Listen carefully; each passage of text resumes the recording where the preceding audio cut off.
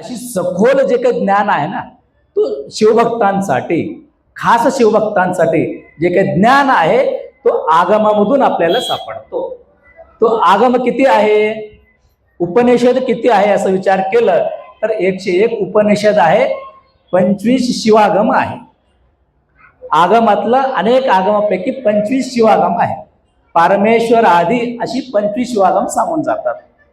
मग त्या 25 शिवागमातलं उत्तर भागामध्ये, आगमातलं उत्तर भागामध्ये काय सांगितलं तर जगद्गुरु रेणुकाचार्याने श्री सिद्धांत शिखामणी या ग्रंथाचं जे काही विचार आहे, सार आहे, सिद्धांत आहे, तो त्या उत्तर भागातला थोडासा अंश आहे, तो वीरशैवांचं मूळ आहे.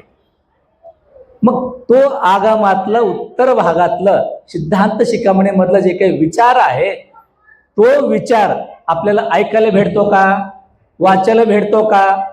कुठं कुठं पारायण लावलं सिद्धांत शिखामणीचं थोडंफार वाचायला भेटतो, ऐकलं.